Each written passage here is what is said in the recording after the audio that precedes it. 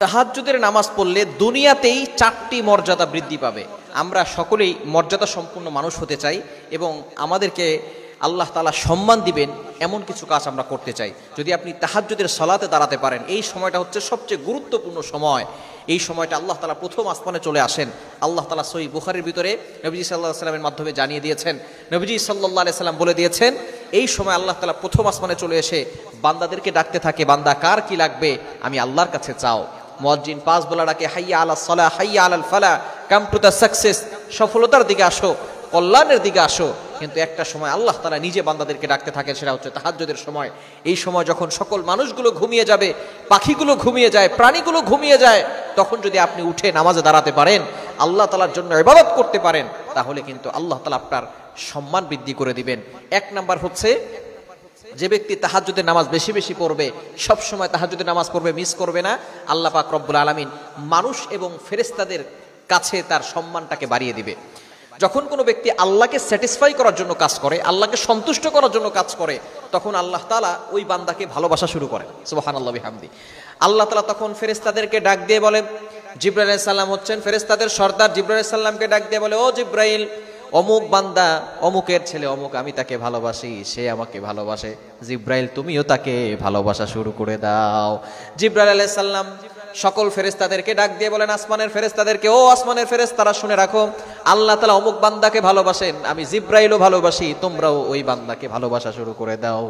আসমানের ফেরেশতারা ঘোষণা দেয় জমিনের ফেরেশতাদের কাছে, ও জমিনের ফেরেশতারা শুনে রাখো, জমিনের মানুষরা শুনে রাখো, অমুক ব্যক্তিকে আল্লাহ ভালোবাসেন, আমি জিবরাইল ভালোবাসি, আসমানের ফেরেশতারা ভালোবাসে, জমিনের ফেরেশতারা, জমিনের মানুষরা তোমরাও শুনে রাখো, তোমরাও ওই ব্যক্তিটাকে ভালোবাসা শুরু করে দাও। এজন্য আপনি আল্লাহকে সন্তুষ্ট করার জন্য কাজ করেন, দেখবেন আল্লাহ তাআলা আপনার সম্মান এতটা বাড়িয়ে দিবেন আপনি কল্পনাও করতে পারবেন না। মাল্লাহুল মাওলা ফালাহুল কুল। দুনিয়ার পিছনে আপনাকে ছুটতে হবে না। আপনি যদি আপনার আল্লাহকে সন্তুষ্ট করাতে পারেন, দেখবেন দুনিয়ার সব কিছু আপনার পিছনে ছুটতে থাকবে।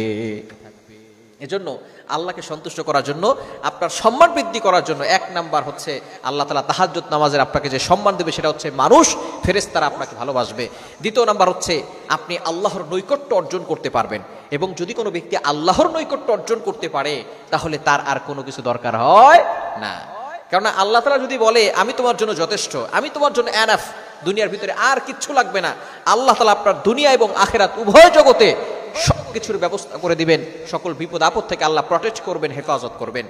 3 নাম্বার মর্যাদা হচ্ছে আল্লাহ পাক রব্বুল আলামিন তার গুনাহ খাতাগুলো থেকে সে দূরে থাকতে পারবে। অর্থাৎ যে ব্যক্তি তাহাজ্জুদ নামাজ বেশি বেশি পড়বে, সে গুনাহ থেকে বাঁচতে পারবে, গুনাহ থেকে দূরে সরে আসতে পারবে, এবং যদি কোনো গুনাহ হয়েও যায় সেগুলো তাহাজ্জুদের মাধ্যমে আল্লাহ পাক রব্বুল আলামিন তাকে ক্ষমা করে দিবেন। এবং 4 নাম্বার হচ্ছে আল্লাহ তাআলা তার দোয়া কবুল করবেন, তাকে আল্লাহ তাআলা মুস্তাজাবুদ দাওয়া বানিয়ে দিবেন।